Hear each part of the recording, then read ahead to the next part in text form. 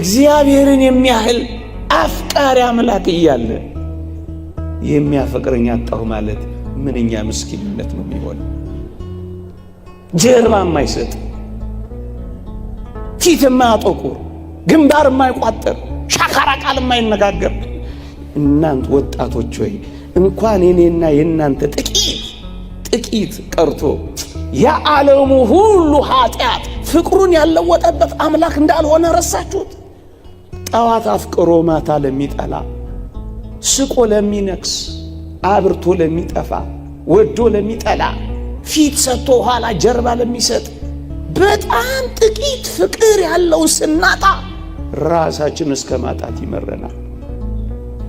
የክርስቲያኖች ዋጋ ቀራንዮ ብቻ ነው። የክርስቲያን ዋጋ የክርስቶስ ደም ነው የተገዛንበት። ታዲያ ይሄንን ዋጋ ይወጣብህ በሞቴ ልንገርህ፣ ዓለም እንኳን ቢሸጥ አንተን አያወጣ፣ አንተን አያወጣ። ዋጋ ወጥቶባል እንዴ! በዚህ ዓለም ላይ እኮ ዋጋ የወጣባቸው ነገሮች እኮ ናቸው በጣም ውድ። ብርቱ ዋጋ ከወጣቸው በጣም ይወደዳሉ። ብርቱ ዋጋ ስለወጣብህ በጣም ልትወደው ነው የሚገባው። በጣም እንዴት ራስህን ትጠለዋለህ? በአንድ እጅ ጣት የማይሞላ ቁጥር ያለው ሰው ዓለምን ሁሉ ያጨልምብሃል።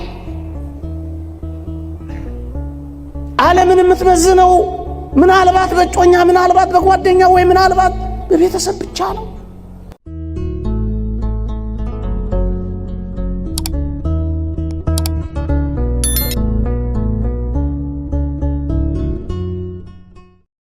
በስመ አብ ወወልድ ወመንፈስ ቅዱስ አሃዱ አምላክ አሜን። ክቡራን አበው ካህናት፣ መምህራነ ወንጌል፣ የተወደዳችሁ የእግዚአብሔር ቤተሰቦች፣ የእመቤታችን የቅድስት ድንግል ማርያም የአስራት ልጆች፣ የቅዱሳን ወዳጆች እንደምን ሰነበታችሁ? አሜን። በቸርነቱ የጠበቀን በአጸደ መቅደሱ የሰበሰበን ስሙን እንድንጠራ ቃሉን እንድንሰማ ይረዳን የአባቶቻችን አምላክ የእኛም አምላክ ልዑል እግዚአብሔር ዘላለማዊ ስሙ የተመሰገነ ይሁን። ለቀደምት አበው ለነቢያት፣ ለቅዱሳን ሐዋርያት፣ ለሐዋርያውያን አበው፣ ለሊቃውንት የገለጸውን ጥበብና ምስጢር ለሁላችንም ይግለጽልን። አንተ የኔ ነህ። በዚህች ምሽት እግዚአብሔር ቢፈቅድ የምንማርበት የትምህርታችን ርዕስ ነው።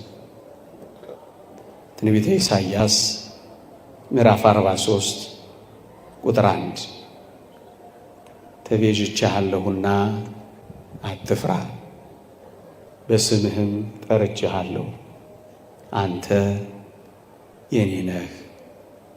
የእግዚአብሔር ድምፅ ነው። የእግዚአብሔር ጥሪ ነው። የእግዚአብሔር ቃል ነው። ብዙ ጊዜ በዚህ ዘመን ወጣቶች ብቸኝነትን የትም እየተሰማን ብዙ ጊዜ የኔ ነህ ወላጆቻችን የኛን ዓለም እኛም የወላጆቻችንን ዓለም ባለማወቃችን ብዙ ወጣቶች የበታችነት ደግሞም የብቸኝነት ስሜት እየተሰማቸው ራሳቸውን ሲጎዱ ይታያል። ለዚህ ነው ይህንን ድምፅ መስማት የሚያስፈልገው። አንተ የኔ ነህ የሚል አምላክ አለን። አንተ የኔ ነህ የሚል አፍቃሪ አባት አለን። በተለይ ወጣቶች ቤተሰቦቼ እኮ የኔን ዓለም አያውቁት፣ ቤተሰቦቼ እኮ ከኔ ዓለም ጋር አይተዋወቁ፣ አብረውኝ ይኖራሉ እንጂ እኮ አይረዱኝም። በዚህ ምክንያት ብቻዬን የሆንኩ ነው የሚመስለኝ ብለው ብዙዎች ሆድ እየባሳቸው ግራ እየገባቸው ብቸኝነት እየተጫናቸው አንዳንዶቹ ወደ ሱስ ከፍ ሲል ደግሞ አፍቃሪ የሌላቸው እየመሰላቸው ካንዱ ወደ ሌላው ካንዱ ቅፍ ወደ ሌላ ቅፍ ሲንከራተቱ ይታያሉ። እጅግ ከፍ ሲል እነዚህ ነጥቦች ራሳቸውን ይጎዳሉ፣ በራሳቸው ላይ አንዳች ነገር ያደርጋሉ። የተወደዳችሁ ወጣቶች፣ በተለይ ወጣቶች ላይ ማተኮር የምፈልገው እንዲህ ያሉ ስሜቶች ወጣቶች ላይ ስለሚያርፉ ነው። ልክ ነው።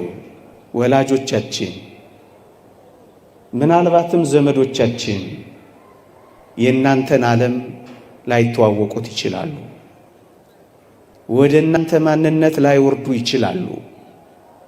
የእናንተን ስብዕናና ክህሎት ላያደንቁት ይችላሉ። ስሜቶቻችሁንና ፈቃዳችሁን ላይገነዘቡም ይችላሉ።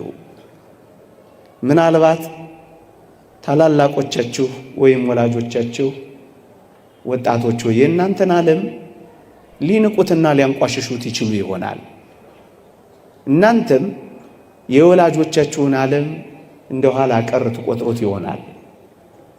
በዚህ መካከል በሚፈጠረው ክፍተት ተቷትቷችሁ እናንተም ብቻችሁን እነሱንም ለዓለማቸው ትታችሁ በብቸኝነት ምክንያት ድብታ ይዟችሁ ይሆናል።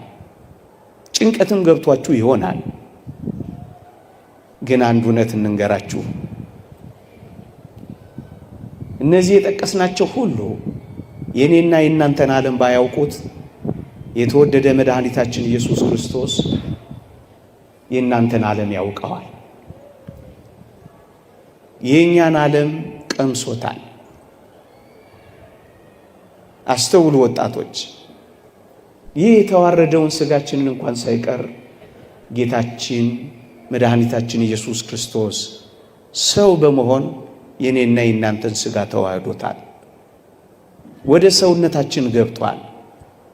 የኔና የእናንተን ሥጋና ደም ተካፍሏል። የኔና የእናንተን ዓለም ያውቀዋል።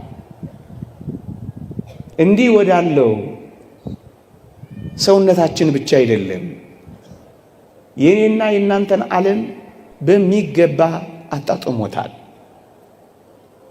ከኔና ከእናንተ መካከል በረት አካባቢ የተወለደ ማን ነበር? ከኔና ከእናንተ መካከል ሽታና ክርፋት ያለበት ውስጥ የተወለደ ማን ነበር? የመጨረሻውን መተው፣ የመጨረሻውን መረሳት፣ የመጨረሻውን መገፋት እንደ አምላካችን የቀመሳለ ይመስልሃል? እህቴ ሆይ ተገፍተሻል። እንግዲያውስ መገፋትን አምላክሽም ቀምሶታል። ወንድሜ ሆይ ብቻህን ተትተሃል። ብቻውን በመተው ያንተን ብቻነትም ጭምር ቀምሶታል።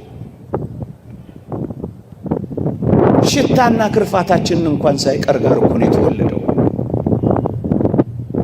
ይሄን ብቻ አይደለም ወጣቶች ሆይ ዓለማችንንማ በደንብ አድርጎ አጣጥሞታል። የመገፋት ጥጉን፣ የመጠላት ጥጉን መድኃኒታችን ኢየሱስ ክርስቶስ አጣጥሞታል። እግዚአብሔር በላይ በሰማይ ሆኖ እኛን በታች በምድር አስቀምጦ የኮራብን እንዳይመስልን የተዋረድነውን መዋረድ እንኳን ቀምሶታል። እሱ ምን አለበት እብሪተኛና ትዕቢተኛ ነው እንዳንለው የመጨረሻ እግራችን ስር ተደፍቶ ማበሻ ይዞ እግራችንን አጥቧል። ተትተሃል፣ መተውን ቀምሶታል። ተገፍተሃል፣ ከመገፋትም በላይ ተገፍትሯል። ድሃ ሆኗል፣ የመጨረሻውን ድህነት አጣጥሟል። ዓለማችንንማ በደንብ በሚገባ አጣጥሞታል። እንዴ መቃብራችንን እንኳን ሳይቀር እኮ ቀምሶታል። የመጨረሻው አፈር አይደል? ድንጋያችንን እንኳን ተንተርሶታል። ሞትህን እንኳን ቀምሶታል።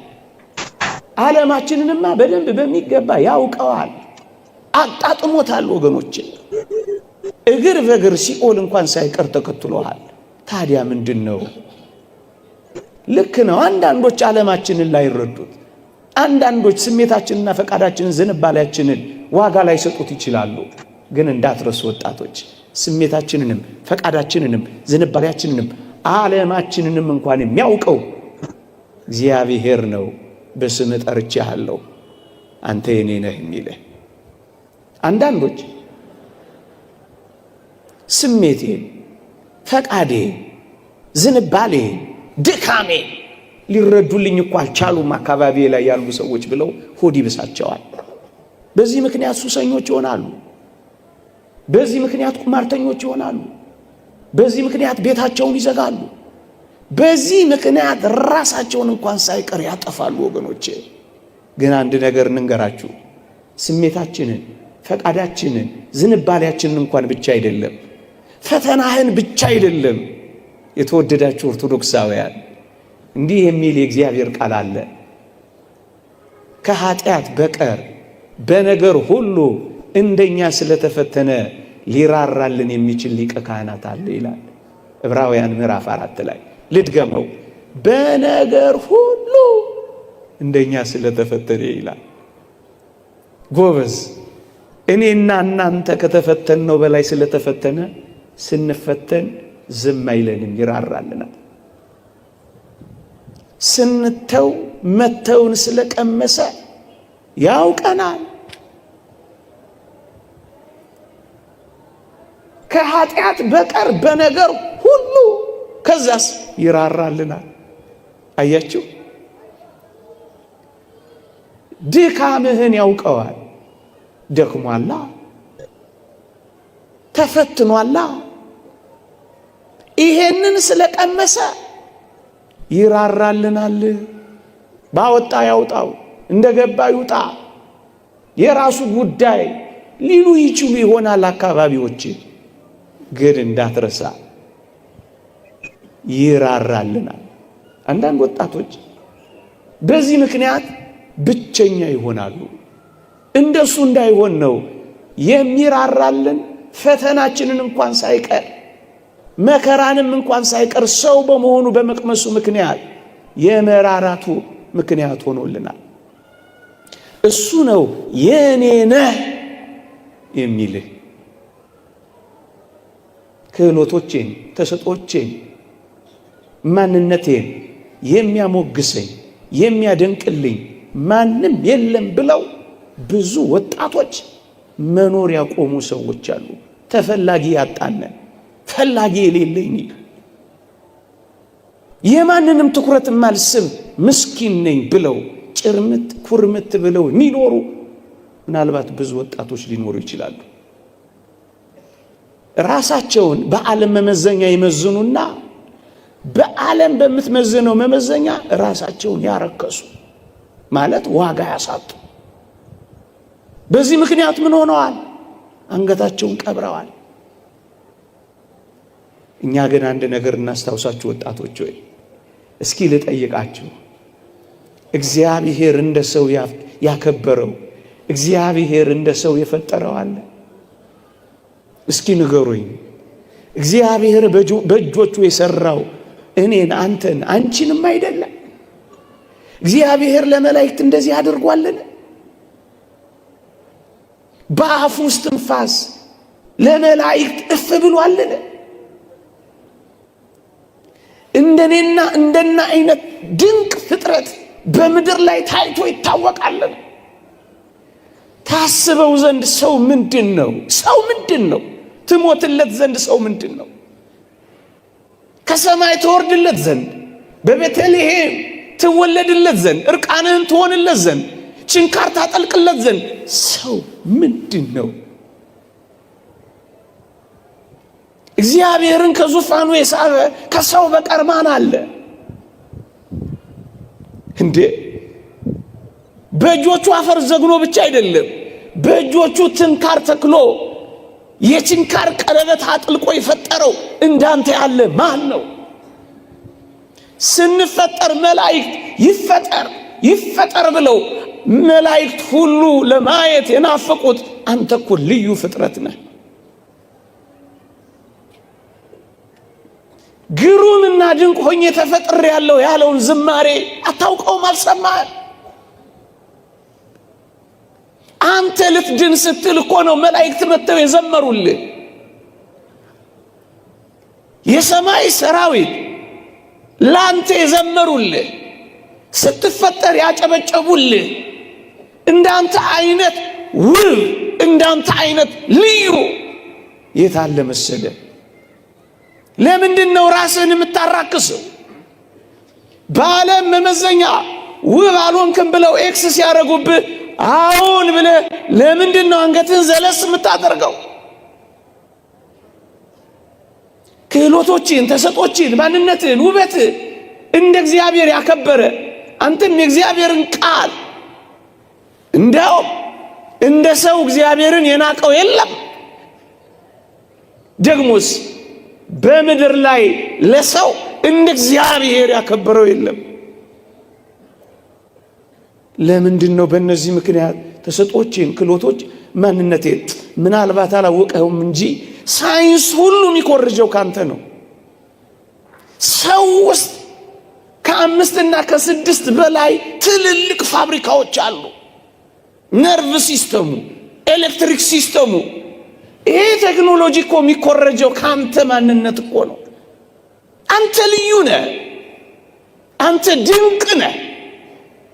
ይህንን ማንነት ዓለም በምታወጣው መስፈርት የመዘንከው ዕለት ነው ብቸኛ እንደሆንክ፣ ደግሞም የበታች እንደሆንክ ያሰብከው። በአንድ እጅ ጣት የማይቆጠሩ ሰዎች ትኩረት ስለነፈጉ ለምንድን ነው አንተ ለራስህ ትኩረት የምትነፍገው? ጥቂቶች ስላላጨበጨቡልህ አንተ ለምንድን ነው ስታለቅስ የምትኖረው? የብቸኝነትም የበታችነትም እንዳይሰማ አየው፣ ዓለምህን ተዋውቆታል። ፈተናህን ድካምህን ስላወቀ ሊራራልህ የሚችለው አምላክ አንተ የኔ ነህ ይልሃል። ደግሞም ክህሎቶችን፣ ጸጋዎችን ማን ተናግሮት ይጨርሰዋል ከባለቤቱ በቀር? አንዳንዶች የበታችም ብቸኝነትም ሲገባቸው አፍቃሪና ተንከባካቢ እንደሌላቸው ስለሚቆጥሩ ወገኖቼ የሚወደኝ ማንም የለም ብለው ራሳቸውን እንኳን እስከ ማጥፋት ይደርሳሉ። ሰሞኑን አንድ ጻል ሰምቻለሁ። እማዬ አትወደኝም ብሎ ጽፎ ራሱን ያጠፋለች። እውነት ነው። ወጣቶች ሆይ መወደድን፣ መፈለግን፣ መፈቀርን እንደምትፈልጉ ይታወቃል። ግን አንድ ቃል እናስታውሳችሁ። የእግዚአብሔር ቃል እንዲህ ይላል፣ በዘላለም ፍቅር ወድጄሻለሁ ይላል። ይህ የሚለው እግዚአብሔር ነው። እግዚአብሔርን የሚያህል አፍቃሪ አምላክ እያለ የሚያፈቅረኝ አጣሁ ማለት ምንኛ ምስኪንነት ነው የሚሆነው እንዴ! ቢሰጡ የሚያልቅባቸው፣ ሞልቶ የሚጎልባቸው፣ ፊታቸው አብርቶ የሚወይብባቸው የዚህ ዓለም ጥቂት ሰዎች ፍቅር ነፈጉኝ ብሎ ሰው ለራሱ ክብርና ፍቅር እንዴት ይነፍጋል? እናንተ ኦርቶዶክሳውያን ወጣቶች ሆይ በዘላለም ፍቅር ወድጄሻለሁ የሚለው ባለ ጸጋው እግዚአብሔር ነው፣ ሰጥቶ ማያልቅበት። ይሄን ፍቅር ታውቁት ይሆን ወገኖቼ? የዚህ ዓለም ፍቅር እኮ አጣሁ ብለው ምናልባት እጮኛ ስላላፈቀራቸው፣ ምናልባት ባለ ስለከዳቸው፣ ኑሮ ሁሉ የከዳቸው የመሰላቸው ብዙዎች ራሳቸውን ባሳዛኝ ሕይወት ውስጥ ከተዋል። አንዳንዶች መጠጥ ቤት ውስጥ ከሚጠረግ የቢራ ጠርሙስ መክደኛ ጋር አብረው የሚጠረጉ ሆነዋል። አንዳንዶቹ ጉበታቸውን እንኳን እስኪያፈርሱ ድረስ በመጠጥ ውስጥ ኖረዋል። አንዳንዶቹ ሕይወት ጨልማባቸዋለች። የተወደዳችሁ ኦርቶዶክሳውያን እኛን በዘላለም ፍቅር ወድጄሃለሁ የሚለው ግን መለወጥ የሌለበት ፍቅር። እኛ እኮ ያጣነው የሚለወጥ ፍቅር ነው። ወረተኛ ፍቅር አጣው ብለን እኮ ነው በራሳችን ላይ አንዳች ነገር ማድረግ የጀመርነው። ጠዋት አፍቅሮ ማታ ለሚጠላ፣ ስቆ ለሚነክስ፣ አብርቶ ለሚጠፋ ወዶ ለሚጠላ ፊት ሰጥቶ ኋላ ጀርባ ለሚሰጥ በጣም ጥቂት ፍቅር ያለው ስናጣ ራሳችን እስከ ማጣት ይመረናል። ወረት የሌለበት አፍቃሪ ይልቁንም ምንኛ በደለኞች ብንሆን እንኳን የሚያፈቅረን እግዚአብሔር በዘላለም ፍቅር ወድጄሻለሁ የሚለውን ትሰማላችሁ። የመፈቀርን ስሜት በሌሎች ዘንድ የመፈለግን ስሜት ብቻ ሲያጡ ሁሉንም ነገር የሚያጡ ምስኪን ወጣቶች ብዙ ናቸው። ከአንዱ ፍቅር ወደ ሌላ ፍቅር ህልውናቸውን ለማረጋገጥ መወደዳቸውን ለማረጋገጥ ሲሉ አንድ የማይበቃቸው ግን እንደወጡ የሚቀሩ ወጣቶች ብዙ ናቸው። ያንንም ለማየት ሲንገላቱ ሳይመለሱ የሚቀሩ ፍቅር አይደለም ጥላቻ እንኳን ያልበቃቸው ብዙ ወጣቶች አሉ። ለዚህ ነው ይሄንን ድምፅ መስማት የሚያስፈልገው። በዘላለም ፍቅር ወድጄሻለሁ። ወረት የሌለበት አፍቃሪ ይልቁንም በደለኛና ኃጢአተኛ ስንሆን የበለጠም ይወደን የበለጠም ያፈቅረን። ሀባሃለወጥ ብዝህት ኃጢአት በየተበዘ ጸጋ እግዚአብሔር በደል በበዛችበት በዛ ፍቅሩ ምትበዛልን እኛ አያችሁ። ጀርባ የማይሰጥ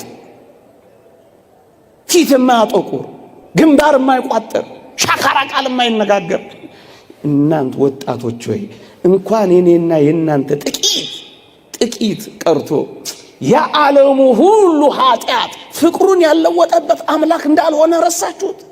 እሱ ነው በዘላለም ፍቅር ወድጄሻለሁ የሚለው። መለወጥ የሌለበት ያውነት፣ ማጣት የሌለበት ባለጠግነት፣ ደግሞስ አድሎ የሌለበት ፍቅር እንዴት ይደንቃል!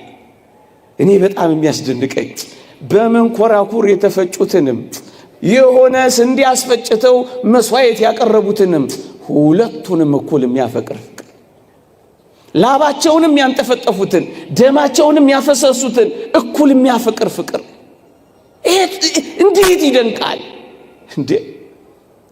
ሜዳ ላይ የተጎተቱንም ደግሞስ እንዴ ምንጣፍ የጎተቱ እኩል የሚያፈቅር እሱ ነው አፈቅርሃለሁ የሚለው። ይሄን ድምጽ ይሰሙት ይሆን ወጣቶች? እኛን በማፍቀር የሚኖር አምላክ እያለ ለምን ራሳችንን በመጥላት እንኖራለን? ወጣቶች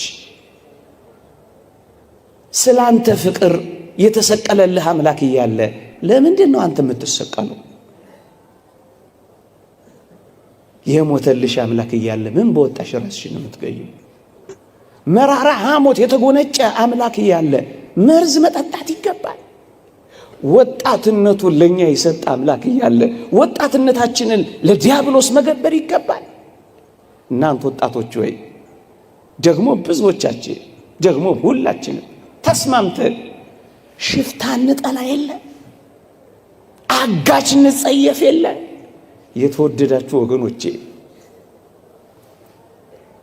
ብቸኝነትን፣ የበታችነትን፣ አፍቃሪ በማጣትን ሱሰኛ ሆነው ቁማርተኛ ሆነው ራሳቸውን በተለያየ ምክንያት ጎድተው ደግሞ ማጥፍተው የሚኖሩ ሰዎች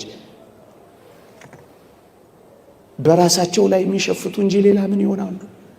ሽፍታ ከጠላችሁ ሰው በራሱ ላይ እንዴት ይሸፍታል? አጋሽ ከጠላችሁ ሰው ራሱን በእንደነዚህ አይነት አጥፊ ነገሮች እንዴት ያገታል እንዴ? ጌታችን ዲያብሎስን ከሚያህል አውሬ ካዳነን በኋላ ራሱን በተለያዩ ነገሮች የሚያደክምና የሚያጠፋ ሰው በራሱ ላይ የሚነሳሳ ጨካኝ አውሬ መሆኑ አይደል? አንበሳ ራሱን ሲበላ አይታችሁ ታውቃላችሁ? በመጠጥ እኮ ራሳችንን በላ ነው እንዴ? በሱስ እኮ ራሳችንን በላ ነው። በማደንዘዣዎች እኮ ራሳችንን በላ ነው። በመርዝ እኮ ራሳችንን በላ ነው። ራሱን በልቶ የማያውቅ እንስሳ እያለ ራሱን የሚበላ ሰው ሲገኝ አሳዝን። እባብ ራሱን ሲነድፍ ሰምተን አናውቅ። ሰው ግን ራሱን መንደፍ ጀመረ በዚህ ዘመን። እባብ ራሱን ያድሳል እንጂ እንደተማርነው ራሱን አያፈርስም። ሰው ግን ራሱን ማፍረስ ጀመረ። የተወደዳችሁ ወጣቶች አንድ ጥያቄ ልጠይቃችሁ። ይሄን ቤተ መቅደስ አንድ ጠላት መጥቼ ላፍርሰው ቢል ይሄ መቅደስ ከመፍረሱ በፊት እናንተ እንደምትፈርሱ አውቃለሁ። ይሄ ከመቃጠሉ በፊት የሚቃጠሉ ምእመናን እንዳሉ አውቃለሁ። ግን ያሳዝናል። የሰውነታችንን መቅደስ ቅድም ባለውና ከፍ ባለው ራስንም በማጥፋት ይሁን ሲያፈርሱ ግን ምንም አይመስላቸውም። እኛ እኮ የኛ አይደለንም። አንተ ያንተ፣ አንቺም ያንቺ፣ እኔም የኔ፣ እርሶም የርሶ አይደሉም። አደራ የተሰጠን ብቻ ነው። እኔ ለኔ አደራ የተሰጠው ነኝ፣ እኔ አይደለሁም። የበታችነትም ብቻነትም አፍቃሪ ማጣትም ተንከባካቢ ማጣትም ጭርምት ኩርምት የሚያደርጋቸው ብዙ ወጣቶች መጨረሻ ላይ የሚሉት ምን እንደሆነ ታውቃላችሁ? ዋጋ ቢስ ነኝ ብለው ዋጋ እንደሌላቸው ይቆጥራሉ። ዋጋቸውን አራክሰው መሬት ይፈጠፍጣሉ። ይህ ዓለም በሚያወጣላቸው ዋጋ ራሳቸውን መመዘን ይጀምራሉ። በዚህ ዓለም ሂሳብ ሲተሳሰቡ ጊዜ ራሳቸውን ዘጭ ያረጋሉ፣ ያረክሳሉ። ለዚህ ዓለም የማልመዝን ከሆንኩ ዋጋ ቢስ ነኝ ብለው ራሳቸውን ደረጃ ውጪዎችና መዳቢዎች አድርገው ያስቀምጣሉ። ዋጋ ቢስማ አይደለም።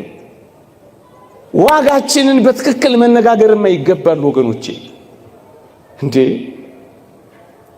አንተ ወጣት ወይ ዋጋህን ማወቅ ከፈለክ አንገት ላይ አንጠልጥለዋል፣ ደሞም ተነቅሰዋል፣ ወይም ተጠልፈሸዋል ልብስሽ ላይ። የክርስቲያኖች ዋጋ ቀራንዮ ብቻ ነው። የክርስቲያን ዋጋ የክርስቶስ ደም ነው የተገዛንበት። ታዲያ ይሄንን ዋጋ ይወጣብህ በሞቴ ልንገርህ፣ ዓለም እንኳን ቢሸጥ አንተን አያወጣ፣ አንተን አያወጣ። ዋጋችንን ማንወቀው የሚፎካከረው የሚከራከረው የሚደራደረው የሚወዳደረው የሌለው ዋጋ ገዝቶ ሳለ አንተ በጣም ውድ ነህ። እንኳን በዓለም ውስጥ ያለው ዓለሙ ሁሉ ቢሸጥ አንተን አያወጣም ነው ምንልህ።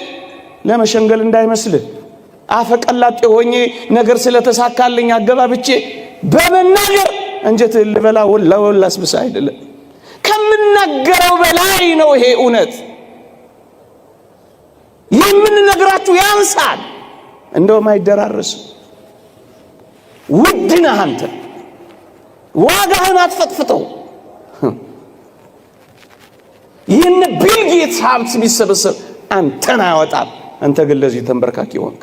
ዋጋ ውድ ነው።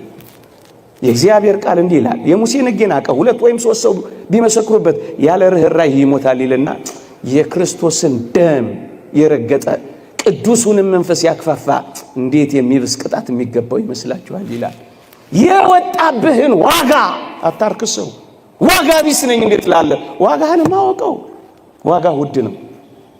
ከእንቁ ከኤመራል አሉ ከሚባሉት ምንም ዋጋ አንተን አይመዝንም። ምክንያቱም ሰማይ ነው ምድር የመጣው አምላክ ነው ዋጋ የከፈለልህ። መጀመሪያ ፈጠረ፣ ከዛ በደሙ ገዛ። በዋጋ ተገዝታችኋልና የራሳችሁ አይደላችሁም። ዋጋህን አየኸው? ዋጋ ወጥቶባል እንዴ? በዚህ ዓለም ላይ እኮ ዋጋ የወጣባቸው ነገሮች እኮ ናቸው በጣም ውድ። ብርቱ ዋጋ ከወጣቸው በጣም ይወደዳሉ። ብርቱ ዋጋ ስለወጣብህ በጣም ልትወደው ነው የሚገባው። በጣም እንዴት ራስህን ትጠለዋለህ? ውድ ነህ አንተ፣ በጣም ውድ ነህ።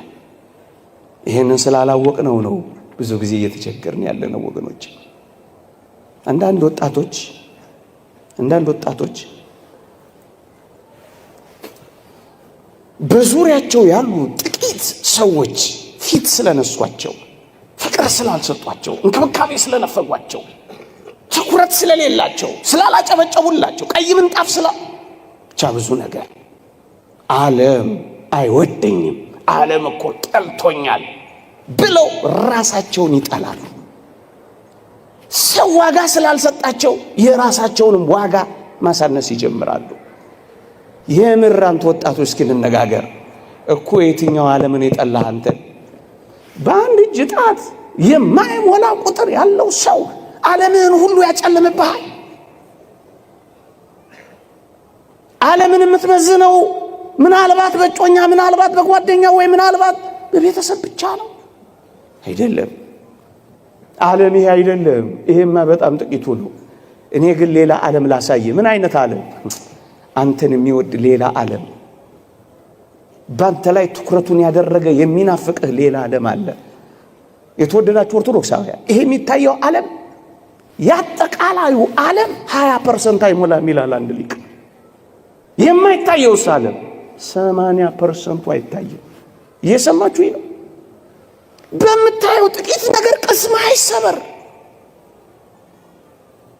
በምታየው ጥቂት አለማፍቀር ራስህን አታጥፋ፣ ሕይወትህንም አታጨልም። የማይታየኝ የሚፈልገኝና የሚወደኝ 80% ዓለም ያለኝ ነኝ እኔ። ምን የእግዚአብሔር ቃል በግልጽ ይናገራል።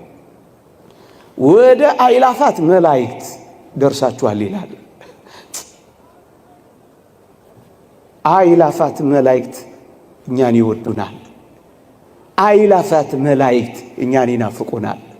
አእላፋት መላእክት እኛን ይጠብቁናል። አብረናቸው እንድንዘምር፣ አብረናቸው እንድንኖር እኛ አየህ የማይታየው ሌላ ዓለም የቱ? የመላእክት ዓለም ይሁን። የታላላቅ ወንድሞች ዓለም አለ። ማር ይስሐቅ እንደተናገረው ታላላቅ ወንድሞቻችን ናቸው። አንተ ያየኸው እኮ ጥቂት ዓለሙን ነው እና በሱ ትከፋለህ። ዓለም ጠልቶኛል ትላለህ። የወንድሞቻችን ከሳሽ ተጥሏል ተብሎ የተነገረው ወንድሞቻችን አሉ፣ ይወዱሃል። ይሄን ደግሞ ላሳየህ። በአንድ ኃጥእ ንስሐ መግባት በሰማይ ታላቅ ደስታ ይሆናል ይላል አይደል? አንተ ወደዚህ ስትመጣ የሚዘምር የወንድሞች ጉባኤ በሰማይ አለ።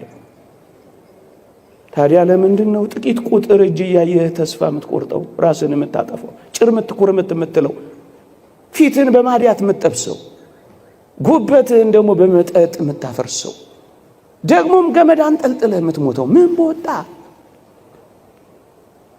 ሌላ ስልንገራችሁ ናው ምኑ ዝርዝሬ እነዚህን 80% ልግለጽላችሁ። በገነት ያሉ አጸደ ነፍሳት፣ በብሔረ ሕያዋን ያሉ፣ በብሔረ ብፁዓን ያሉ፣ ከገጸ መሬት የተለዩ ግሁሳን፣ ደግሞ በገጸ መሬት ውስጥ ያሉ ስውራን። ኧረ ስንቱ 80% አለ ስላችሁ ማረጋገጥ ትችላላችሁ። ታዲያ የትኛው ዓለምን የጠላህ አንተ? ማን ስለማ ሌላ ዓለም ይሄንን ዓለም በደንብ ላሳያችሁ። ንዑድ ክቡር የሚሆን ሐዋርያ ጳውሎስ በረከቱ ትደርብንና እንዲህ አለ፣ ክርስቶስ በእናንተ ውስጥ እስኪሳል ድረስ ዳግመኛ ስለ እናንተ ምጥ ይዞኛል ይላል። ምጥ የሚያዝ ወንድም አለ። ከፈለክ አንተን በመናፍቅ ምጥ የሚያዝ የሚጨነቅልኛ ይሄው ከአልዋሪቆን እስከ ደማስቆ ከተንከራተተው ከሐዋርያው በላይ ስላንተ የሚጨነቅ